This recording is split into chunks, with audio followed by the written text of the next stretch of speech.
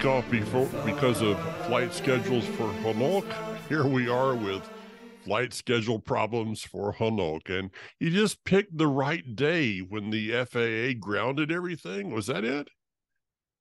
I got to tell you, and I think it's Albert King came up with these lyrics. If it wasn't for bad luck, I wouldn't have no luck at all. I tell you what, what was interesting is that I was checking the news this morning, and Israel National, Arut Sheva, actually was posting that news report before Fox News did this day. So, I mean, you get it first right there in Israel. Interesting. Yeah. Well, Yeah, I'd make what's some going on in calls, Israel? I'd make some calls to the FAA, but, they fired me years ago. So. But there probably is a move within the Republican Party to bring back Ronald Reagan, regardless. So, You never know. You never know. Well, I tell you what, how's your trip going? You're in the big city of DeRidder. Yeah. It's really interesting. There's DeRidder, and then there's the rest of Beauregard Parish, etc. But DeRidder, the city, is about 11,000 people. Mm-hmm. So I was mentioning this to my daughter Kira the other day. She's like, give me a frame of reference. So I said, frame of reference, Modi'in is 10 times more populous than DeRidder. She's like, oh my God. It's like, what happened to the people? Yeah. So, but it's great, having been here at Out of Ashes Ministries, this could turn out to be probably the best series of presentations I've ever done. Totally different, in that it's all focused on Israel and history, geography, understanding it, and having a frame of reference for what's going on today. When people open up the news and they say, and people have said the most amazing things to me in the weeks prior to me leaving Israel. Like right after the election on November 1st, and it appeared that Netanyahu was going to be prime minister. Mm-hmm. Someone asked me, they said, well, they heard that Netanyahu was going to be setting up an altar on the Temple Mount to, resume sacrifices. Okay. Where and why would you have thought that? And that's the thing. There's no context, and context is key. There's no context to understanding what's going on, and any rumor Israel's rebuilt. Itamar Ben-Gvir, our Minister of National Security, spent 13 minutes on the Temple Mount. Yeah, and the world went crazy. Much less than he didn't pray. He didn't appear to be praying. He did what supposedly, according to the alleged status quo, is allowed, that Jews can visit. But the world is, and of course, the American government, I have to be very careful instead of saying, in Israel, we say the Americans. It's not the Americans, it's the American government. And of course, Secretary of State Blinken is having a cow. Biden is sending over Jake Sullivan, to have a series of meetings. For those of our listeners who are not familiar, Jake Sullivan is the National Security Director of the U.S. He's a big shot. So it's National Security Advisor. Mm-hmm. I was thinking, in any case, it's a fascinating world, and everyone assumed that Netanyahu is this right-wing pseudo-religious. He's not at all. And what's interesting is he's acting differently or appearing differently because that's his government now. It's the government that's pushing him, not Netanyahu leading. Very interesting. Okay, so I don't, how much I don't like to get in the political weeds because they they contain way too many briars and a couple of rattlesnakes. But I keep hearing. In fact, I was listening to a well-known speaker not too long ago that said the Netanyahu, the extreme right-wing government of Netanyahu. What is it that causes people to think that, besides the media just labeled it?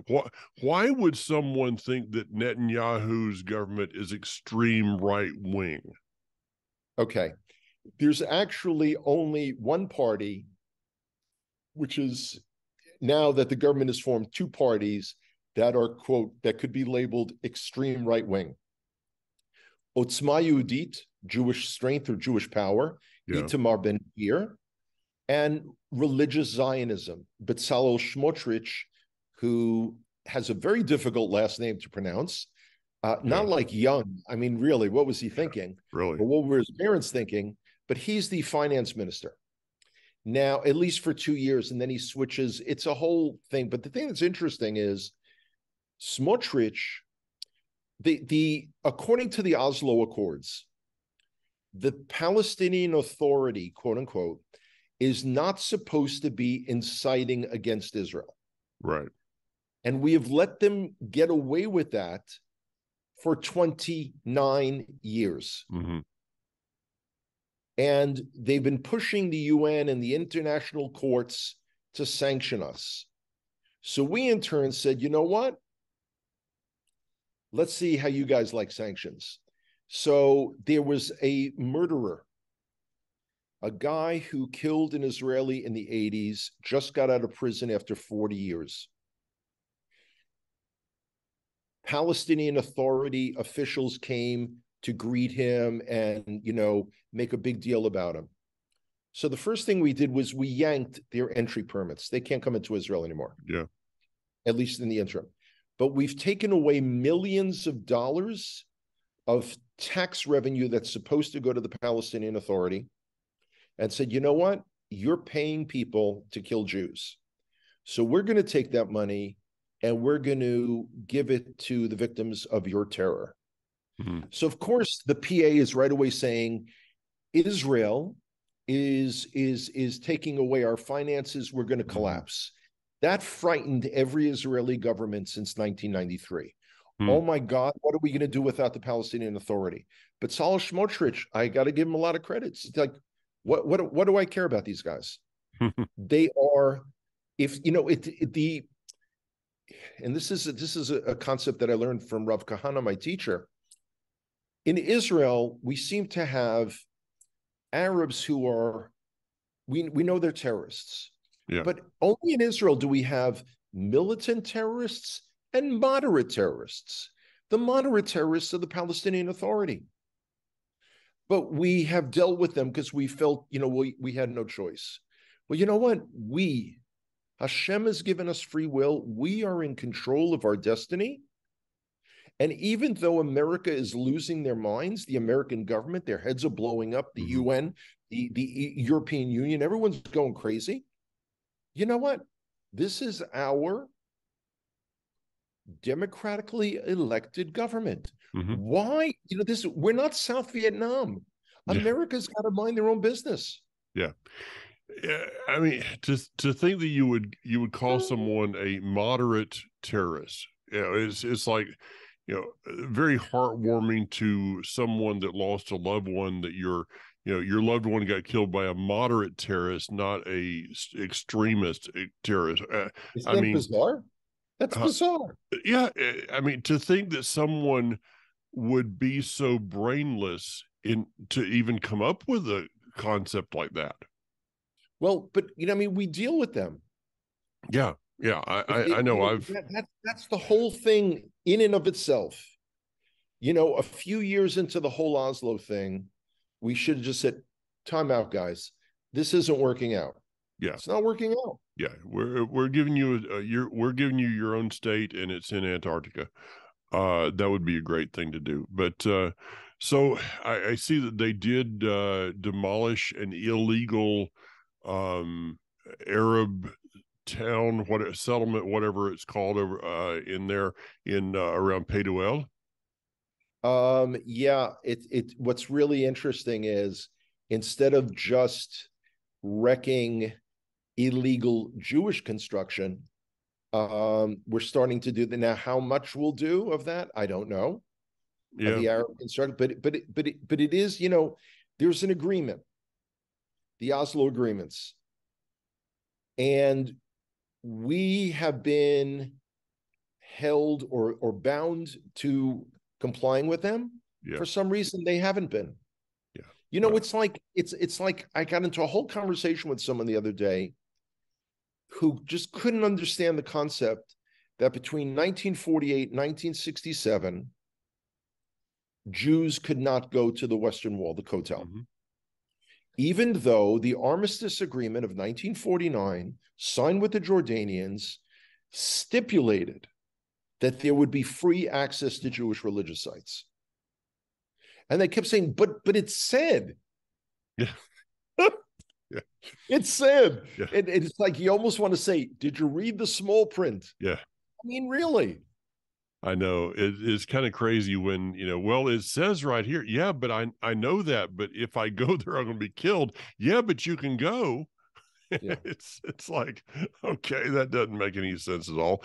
Well, I know that one thing that's probably was on the top of or on the center of your radar is they found a Byzantine church in Jericho. That really affects your life, doesn't it? Well, the thing that's interesting is when I was last in Jericho, which was quite a long time ago. Yeah. There is an ancient synagogue there. I know. And there were Jewish communities that were chased out as late as 1948. Mm. It is, Gaza has been a Jewish city. Mm-hmm. After the Philistines, it's been a Jewish city. Yeah. We've made so many mistakes. The hope is, and just to remind people, I have never voted for Likud or Bibi Netanyahu ever. Yeah. Somehow that didn't surprise me. Yeah. And it's still whenever, I see his picture, in my mind, his face morphs into Monty Hall of Let's Make a Deal. Mm-hmm. And it's like, the Shas party, come on down. What can we give you? Behind door number 1, unlimited funding for your yeshivas. Behind door number 2, none of your guys will ever have to serve in the army or do national service. Yeah. Which one do you pick? Oh, you pick both. Great. I mean, I still have this picture in my mind of sitting up. I think it was the King David Hotel in Jerusalem, and I'm sitting there across the table from Bibi Netanyahu, and somebody asked him about the two-state solution, and me and my shy nature, I just blurt out. I said, "But sir, it's not your land to give away." The Secret Service got a little antsy about that time, but he just looked at me, I mean, but I said it. I still remember that moment. It was kind of funny being there. It's crazy. It's crazy and it's cuckoo. But it's interesting being back in America again and traveling around. And here's you have traveled extensively for many years, Mike. Mm. You've been invited to many, many communities, and you've traveled and crisscrossed the country. I'm going to share something now, which of course but many people don't seem to realize. When you plan a trip, particularly in my case, where I'm traveling from Israel, absorbing a really expensive airfare, things are scheduled in advance. I've notified people I'm coming to America. Sometimes I get no response. Sometimes I get, gee, we would love to host you, but ... And others say, hey, would it work for you? Whatever. That's how the schedule is built. Once I'm here and I'm reminding people where I am this week, where I'll be next week, that's really not the time to say, hey, how about coming to East Texas? Or, gee, are you passing through Alabama? You know, I fly over a lot of places. I don't pass through anything. It's not Passover, guys. Yeah.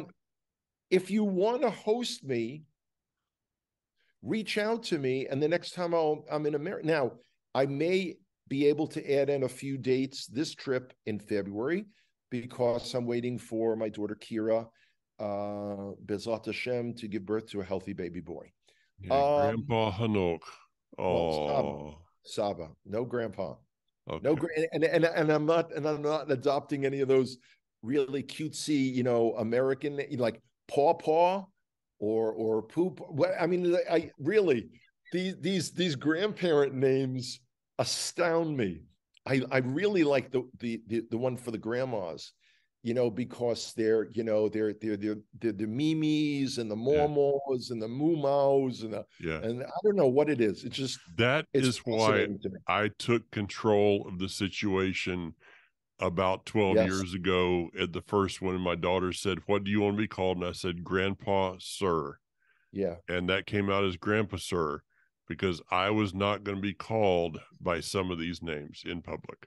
It's really kind of funny. Yeah.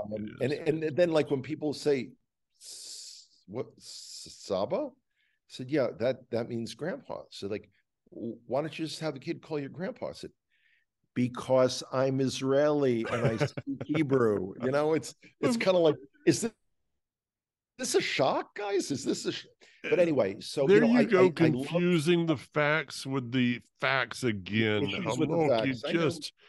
you've I know. got to just quit with all these facts and things that make I should sense. just let it go. I know you're right. Yeah. You're right. But I do have good news for you in the midst of the program. Okay. Yeah. Late breaking news. FAA lifts airline ground stop as delays, cancellations pile up across the country. So, hey, the airplanes may be flying, but you may not be on one of them. I don't know yet. And after driving what will be 3.5 hours to get there, I'm really not going to be in the mood for them to say, oh, your plane is not. I'm hoping, because mine is a nonstop from Houston to Tampa. Yeah. That I know sometimes when they have these connecting flights, and the thing about connecting flights with Southwest, to go a fairly short distance, it may take you 9 hours. Oh yeah. They're notorious for that one. But and we all know. I mean, those of us that know you well know how great a traveler you are, and how you just roll with change. I mean, it just, that's my middle name. That's my middle flexibility. That's me. Yeah. What you expect everybody else to have, but lack the possession thereof.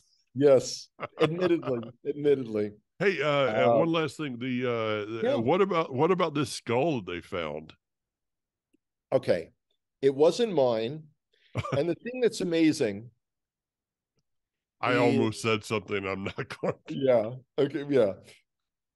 I mean, like finding of all these stashes of coins recently, more and more stuff, my personal opinion, more and more stuff will be revealed as we come closer to, quote unquote, the end. Yeah. I really, and that's why things in Israel are very much coming to a head. I could do entire talks, multi-part talks on Netanyahu himself in trying to better get people to understand what it is that they don't understand. And every once in a while, someone will forward me something that some, let's just say, Messianic Hebrew roots teacher teaches about Israel. Now, this may be a guy that hasn't been in Israel in, I don't know, 8 or 10 years. Certainly doesn't speak or read Hebrew, doesn't know Jews, but they're analyzing something based on a report, let's say in Arutz Sheva, Israel National News, or much worse, even breaking Israel news. Yeah. I mean, Or the seriously. offshoot. What is it? What's the offshoot of that? Is that 365? Yeah, that's his. Yeah, Yeah. breaking Israel news is Israel 360. Yeah. I mean, basically, the veins in my head throb. So, I mean, I feel like my head's really. I feel like one day my head's going to just blow up. It's crazy. I have to start wearing one of those bonnets, like Laura Ingalls, A Little House on the Prairie, Little Hanoch on the Prairie. Can you imagine? Hanok, do you remember that I have a picture of you in something like that? Do you remember that Connect Israel tour that somebody put a scarf on your head? Yeah, yeah. Mm. But if I See, remember correctly, I think it was an orange scarf. it was So I black could and always say that was in support of the Jewish communities in Gush Katif. it was actually Oh, black orange. and kind of black and reddish orange. Is that what it So was? I don't even yeah, remember. I'm actually going to auction that off one day. But you know what? Then there's that really great picture of you near Ain Bokek. I mean, there, as they Right. say, there are pictures and there are pictures. Does that have something to do with the mud? I'm not going to drag this conversation down into the mud, Mike. There's no reason to do that. Okay, so we do have things on each other that we want to keep secret. Yeah. That's remember. I mean, you're old enough to remember this mutually assured destruction. That's how we had peace with the Soviet Union. Anyway, neither here nor there. Very important. Registrations, we should tell people, registrations have been Yes. coming in fast and furious for Connect Israel Tour. It's going to sell out, folks. Please don't be left behind. Don't delay. Get your note to Mike. Arrange to get the deposit in and be part of it. Yeah. This is I just had an email from someone or a text or dog sled delivery or something, I don't know. From someone that's been on numerous Connect Israel tours that looked at the itinerary and said this is amazing, and so Yeah. I think it's our best itinerary yet. I totally agree. It's going to be amazing, and for the price that it is for the tour, for the 2550 that we've gotten the price down to, Amazing. Amazing. there's no way you can't hardly you just can't do it. You can't do it for that. No, It's going to be a great tour. agreed. And Well, that's all inclusive, everything except your lunches, and your your airfare. retail therapy, and Airfare. the secret is that I've even been able to include some of the wine tastings in that price. It's a great deal. Yeah, Great deal. yeah. So wonderful. All right, man. Well, I hope you enjoy the I hope I time you're get to heading over. Florida. Joe's taking you over to Texas. Yeah, yeah. We've got that quick 3.5 hour drive through rural America. All right. Well, It's really funny. Not for now, but like whenever I've gone into a store here, I'm dressed and I speak differently mm-hmm. than and they look at me. It's like that. It's like that scene in the second Maverick movie, second Top Gun movie, where Tom Cruise is testing that and it takes it to Mach 10 and the plane disintegrates and he lands and he walks into the cafe and he said, where am I? And Yeah. the kid looks up and says, Earth. Yeah. Yeah. Yeah, that's about the same response you got at the boiled peanut stand here. So, well, Yeah, so enough. You're leaving the South and I'm going there tomorrow. So I guess that the moral of that story is that the South can only stand one of us at a time. Show enough. All Absolutely right. true. See you, Take care, man. Mike. See you. Bye-bye.